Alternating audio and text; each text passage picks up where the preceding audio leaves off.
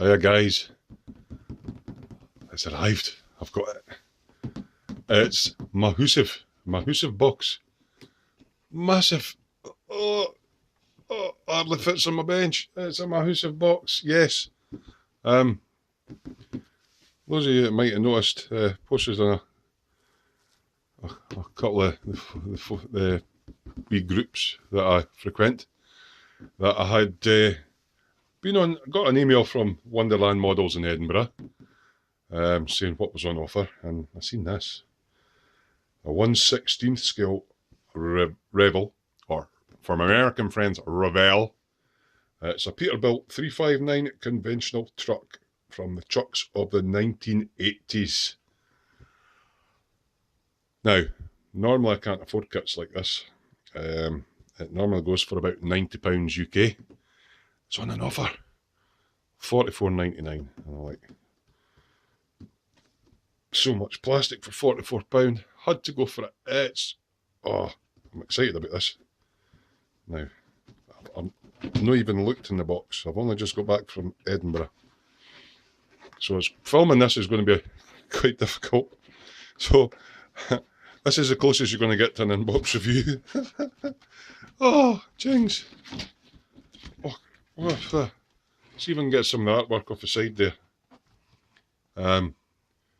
It boasts an opening bonnet, a detailed Caterpillar engine with turbocharger, multi-part chassis, structured and chrome-plated running boards, detailed chassis and axles, clearly arranged and finely detailed dashboard, various chrome plate parts, we'll see what they look like, including fuel tanks, exhaust pipes, mirrors and radiator grille, multi-part and separate sleeping compartment, driver's cab with instrument panel and seats, authentic chrome-plated nameplates, decal set with colourful decorative, elements and number plates.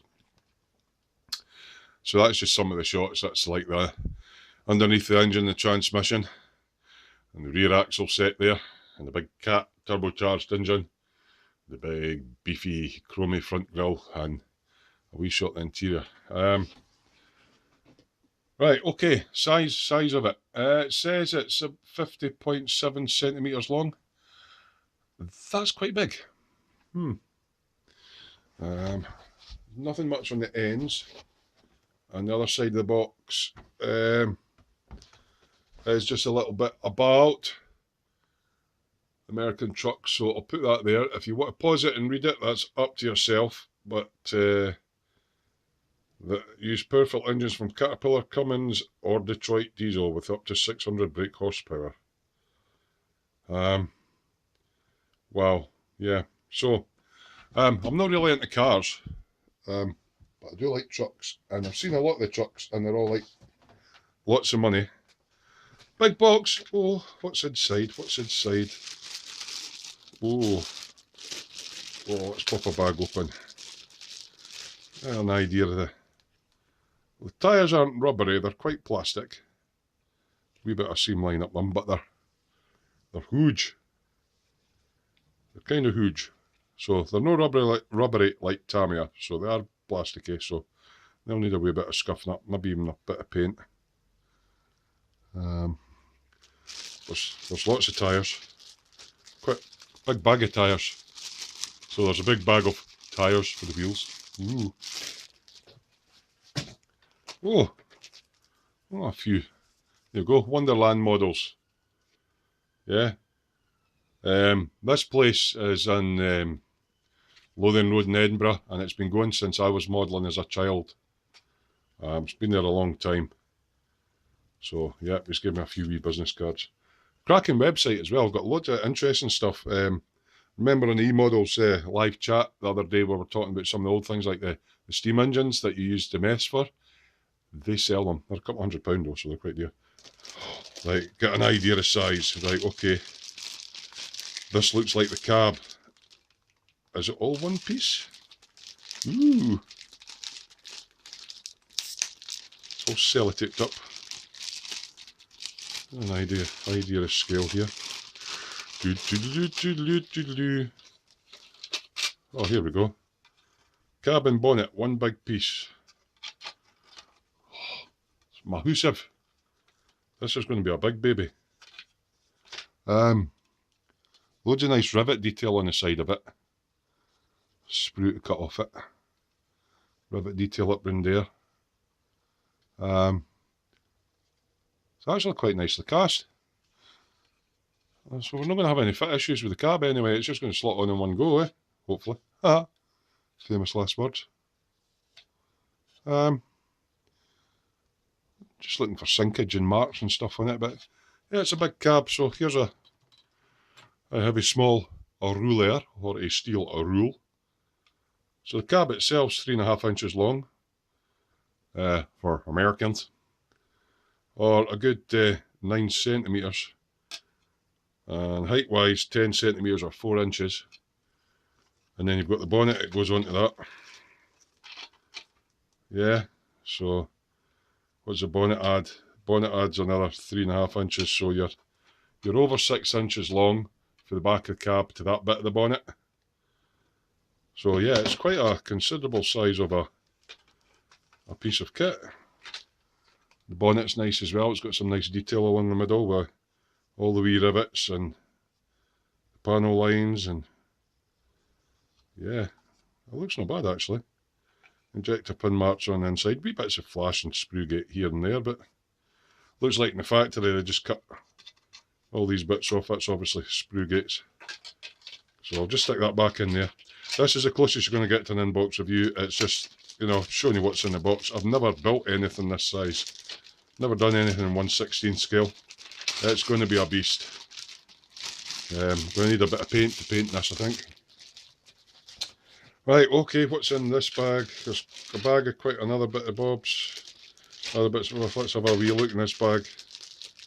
I've just sellotaped some white sprues.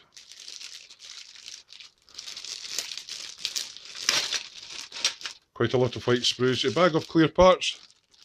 Not going to take them out, they're sealed. So there's a screen in it. Looks quite clear.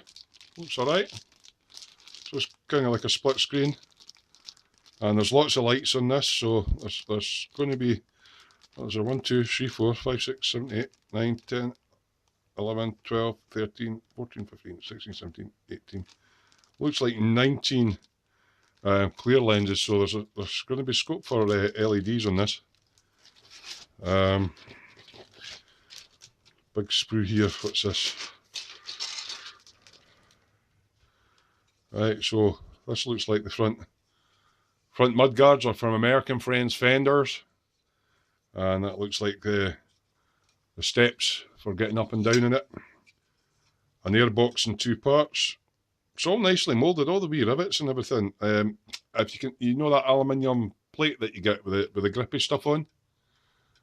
Well, hopefully that's coming into focus. You can catch that there, the detail on it. So, aye, that's like these aluminium side, although I think they're supposed to be chrome, I'm not sure. And some brackets of some description. What have we got in this sprue? Well, it's all quite big, isn't it? This looks like the interior of the cab. So it's a sleeper. So there's a curtain to the section at the back. There's actually some fine sort of detail in the back to suggest, because I can't even get my lights near it, to suggest material curtains, and then that will all be like quilted on the inside. That's obviously where the seat goes. The inside of the door, again quilted. And the pedals and all that all moulded in. It's all quite well moulded actually. So yeah, that goes in one bit, and then the cab slots over the top of that. This looks like the dashboard, or part of the dashboard, or maybe just a firewall, because that looks like a fire extinguisher there. Could possibly be part of the dashboard, as it's the bottom lower part, what they would call the firewall between the engine and the inside of the cab. So there's maybe no fire extinguisher. That's probably where the steering wheel and all that goes.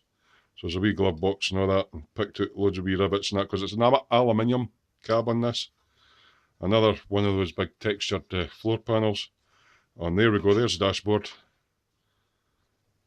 It has a wood. It's quite hard to tell because it'll white out. It's got like a wood grain effect in it. So that's quite handy because we could sink the colour of the wood underneath. I don't know if there's a decal goes on it, but we could sink the colour of the wood in it, and then it's slightly raised for dry brushing. Lots of nice big round dials. Again, it's white plastic, so there's possibility for lighting with LEDs for the back. That's some sort of spoiler thing. Mahusive. So this must be the sleeper part on the back. The big bit on the back, the big sleeper cab. And it is. So there's a big roof section there. It's nicely moulded. Doesn't appear to be any sinkage marks. This will be the floor of the sleeping cab. So that bit will go down on the chassis. It's even got Peterbilt registered trademark in the floor. So this will be one of the side walls, I would think, or the rear wall. I'm not sure whether you can open the curtain and go through and see it, or I don't think there's any detail in it. And then there's the side doors into the side doors of the sleeping compartment. Again, there's loads of nice little rivets on it. Nice big hinge up one side. Wee vents and all that. Quite big sprue gates though. And it's not undercut, so I'll need to watch when I'm cutting them. But it doesn't seem to be any sinkage on any panels. Remember, it's Revell or Revell. And they're all clearly numbered on the back of the actual parts.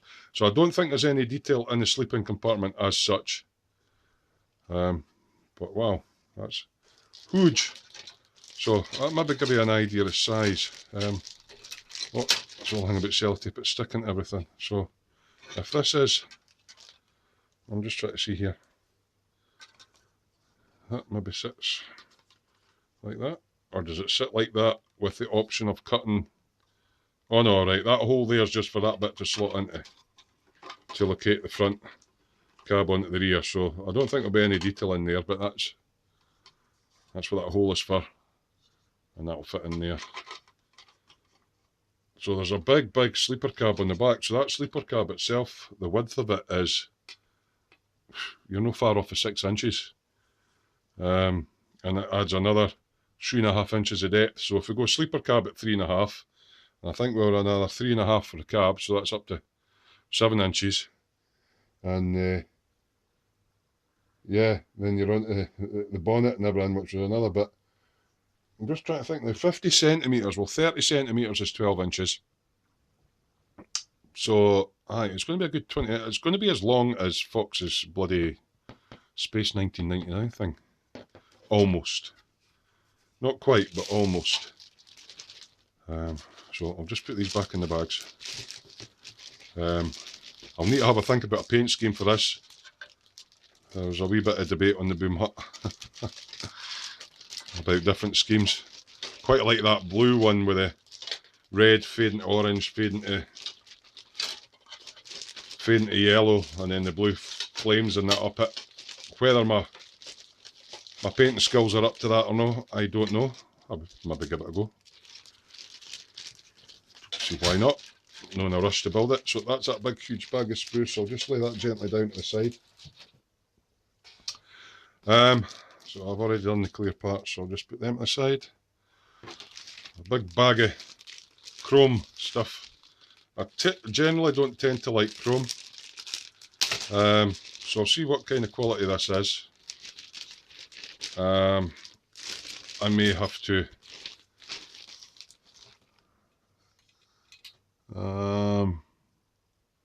it's not that great. There's a couple of blemishes in the tank there. There's a big blemish there.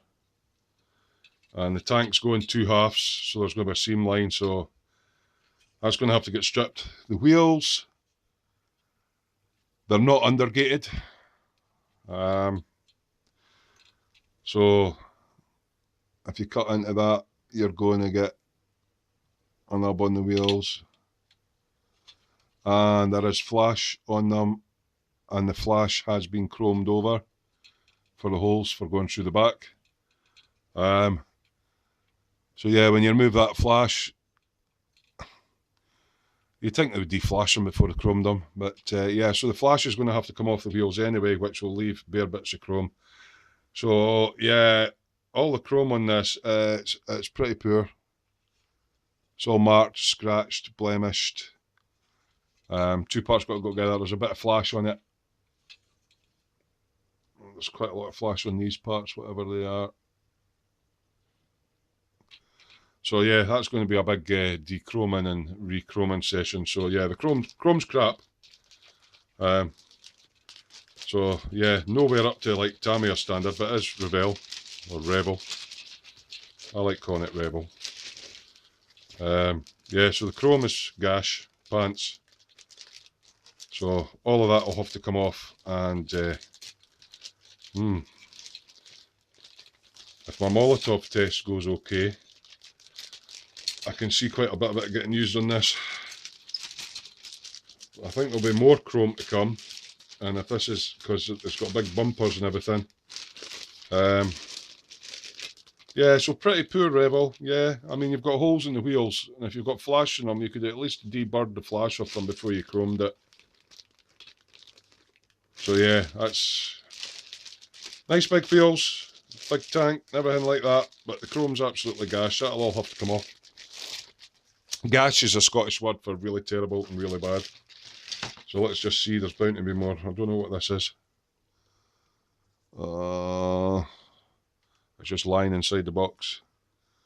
It looks like some sort of suspension, rear suspension component that's fell out. Yeah, we've got 2 more bags of chrome. I'm not going to even bother taking these out the bags, but right, so we've got the big chrome grille. The big chrome grille, and the chrome is gash on it. Yeah, and the big chrome bumper, it looks gash. None of it is undergated. It's all, yeah.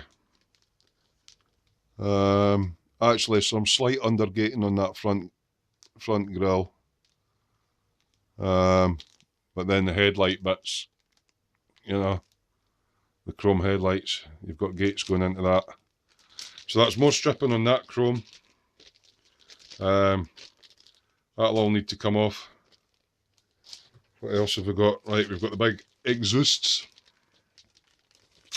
And they're in 2 parts. For a start off,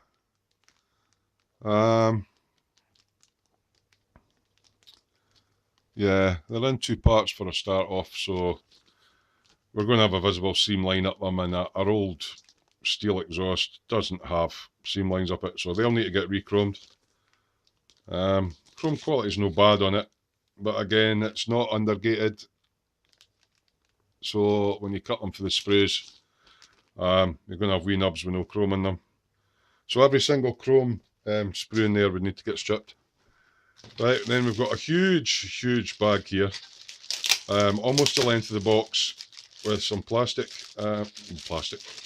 black plastic in it, and I'm guessing this is going to be all the chassis. Sorry if this is going slightly out of shot, it's all sliding down my lap because of gravity. So let's take the first one out, and we have the front beam axle. So where's my steel rule? Front beam axle. Right, so the axle from hub to hub is 5.5 inches wide. So that gives you an idea. It's quite nicely cast, nice detail. Few seam lines to dress up in it, but you know, quite a bit of flash here and there. Big radiator, some nice detail in there for the radiator fins. Quite a lot of flash on it. The big fan cowling. Now this may be an alternate part, this other part in here, or it might just be a duplicate of that. This is probably the other part of the step coming out of the cab, and then we've got a couple of seats. There's a little bit of texturing on the seats to simulate an odd wee wrinkle here and there. Yeah, and wrinkling in the headrest to give it an old sort of leather look. So it looks like leather seats. I've got some leather paints to try out, so I'll need to try and make these look leather. They're quite nice. That's them.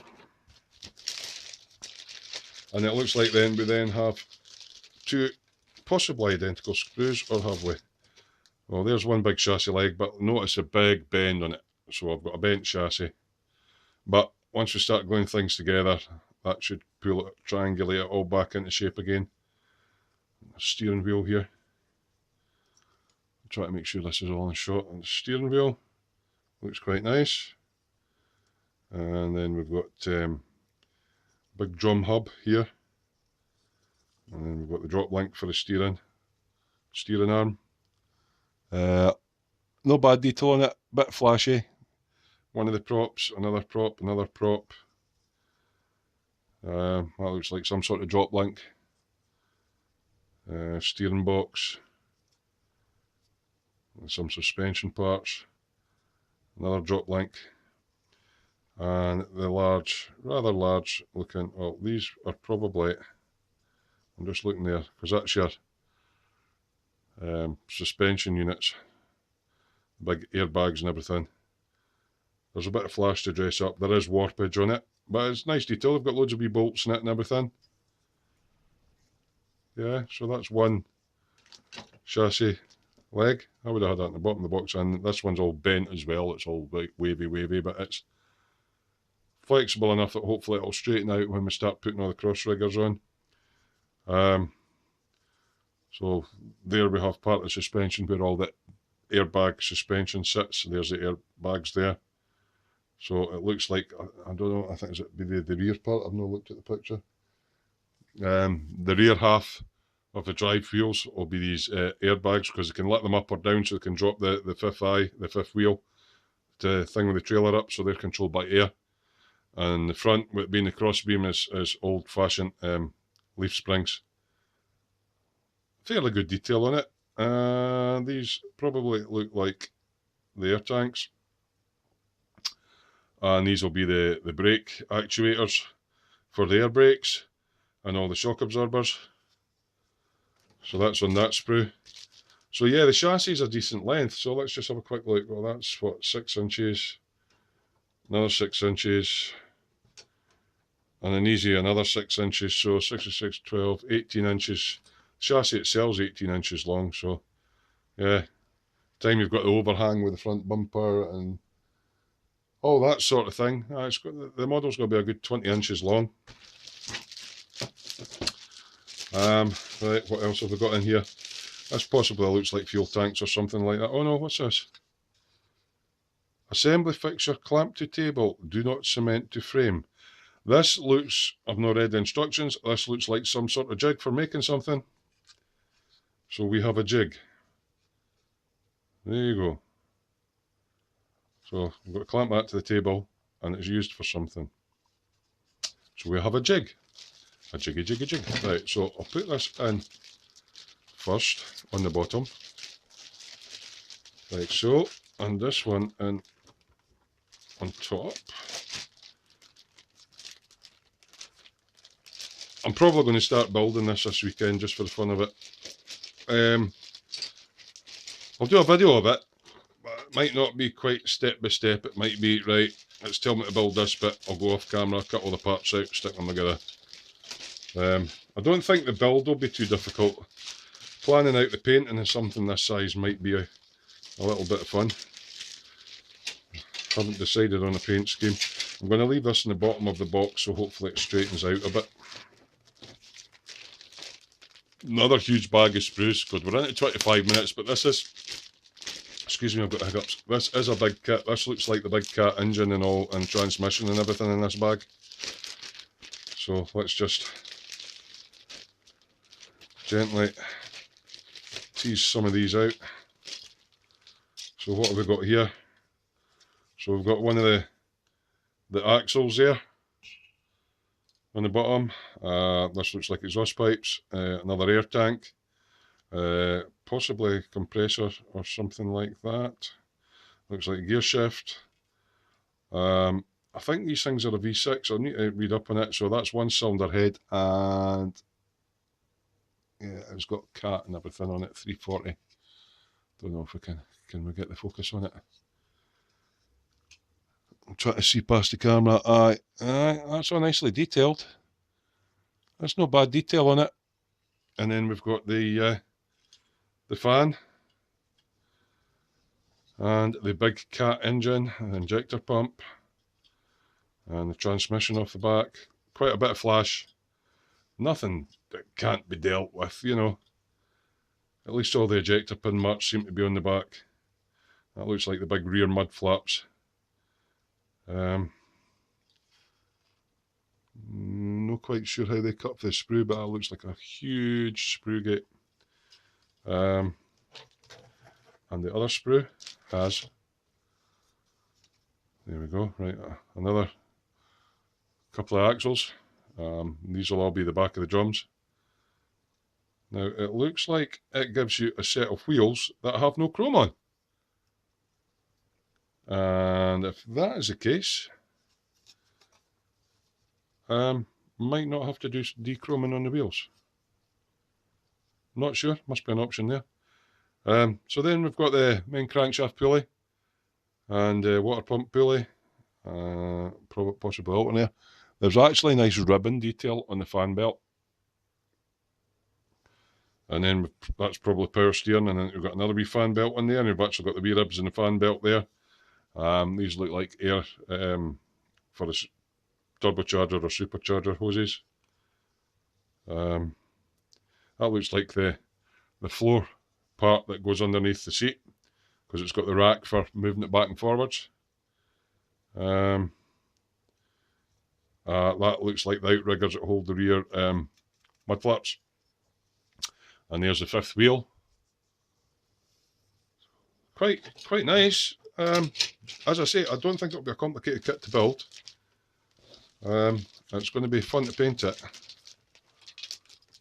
Alright, I'll put that back in later. I'll just put the polythene on top to keep it protected now. So there's an extra part there.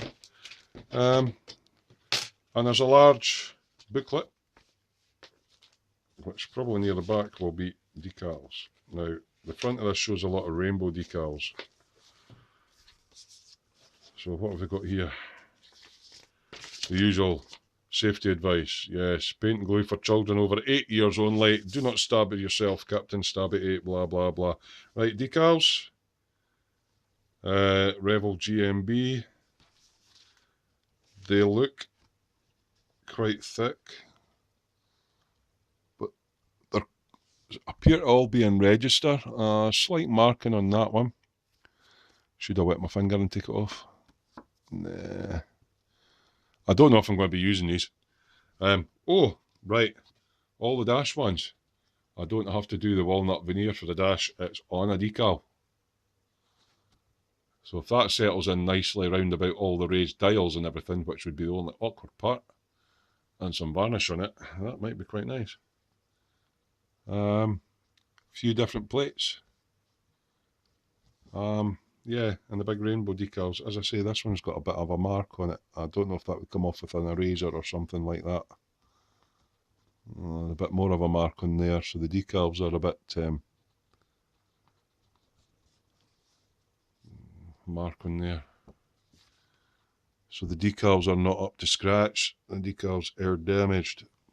I might try a little email to Revell and say I've bought this kit and the decals have signs of damage on them. See what they say. It was 2014, so I don't know if it's out of production or in production. Yeah, it's a big instruction booklet. Not much on the front page, but just say read before you start. Obviously that's all the call outs for everything. All the sprue locations and numbering. And the good thing is, it appears that you start by building up the chassis, and there is a timer on it.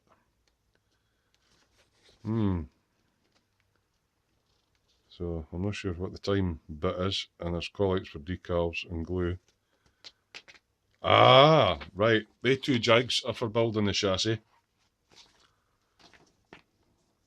One part of the chassis slides into one jig, and the other part of the chassis slides into the other jig. So it must be get all these kind of glued together within a certain time frame, and get all these glued together within a certain time frame. But before it dries, get it into the jig. Which reminds me, I forgot to get some more goopy glue. So yeah, and then that should all straighten itself out. I could see there being some clampage required because they're out of line. Yeah, and then building up the various suspension units. Yeah, I don't see any difficulty in that. The hubs and everything. I think there might be rotating wheels on it, but I don't think the suspension, any of the suspension will move. It'll all be solid. Yep, all suspension, axles, and then later on it's the engine.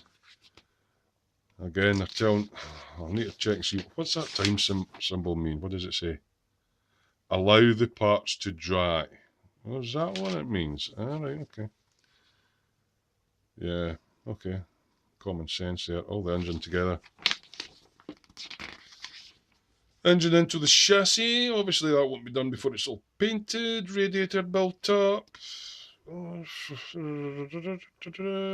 bits and bobs together. How to cut all the bits out the middle of the tyres. All the wheels. It's a straightforward build. Yeah, well, it's even got a CB radio that you build up. Roger D, good buddy. Ah, so that's not the actual pedals that I showed you. That's just stubs. There's actual more pedals and gear levers and stuff going there. Yeah. Steering wheel and everything in the cab. Seats in. Obviously that it's all painted up. And then the cab all goes together and sits on top. And there's a firewall at the front. And it's on about the decals. So yeah. Yeah, so I think I'll email Revell about the decals, see if I can get another set. But I'm thinking of, I'm not going for the white anyway. I know a few of you like the rainbow thing, but I'm no really want to do it white. So right, it's a massive kit. There's a lot to it. Slight damage in the decals, but enough to annoy me. Yeah, the marks on there, and that one's actually erased something. So it's actually in. We shall see if it comes off, but yeah, I'll chin them, see if I can get new ones. So yeah, it's kind of an inbox review really, isn't it? Aye, there's so many bits. It's a massive kit. And I'm putting all these in like this, and the box lid's not going to go back on. So yeah, for a kit that cost £44, I'm not going to grumble at that, really. Never built anything this size. It looks a piece of cake to build. That'll just be breaking it down into stages for the painting.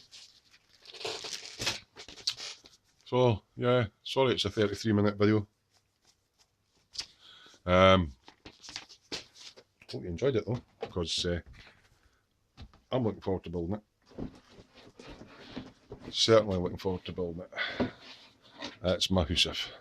I just wonder how much paint and glue will go through it. So yeah, trying to get it all back into shot. So yeah, it looks like I've got some marks on the decals up there. We'll see. And all the chrome's crap. Yeah, all the chrome will need redone. Yeah. And all the flash on there, so yeah. And there's a lot of chrome in it, so that'll all be getting re-chromed. But I think I'll do my test first to see how the Molotov stuff comes out before I dechrome it all and then go for a plan A or plan B. So that is a kind of an inbox review of the Revell Peterbilt 359 conventional truck from the 1980s in 1/16th scale, 50.7 centimetres long. That I picked up today for half price. So, Terry from Smooth's Workshop, hope you've enjoyed this. Happy modelling. See you later. Bye.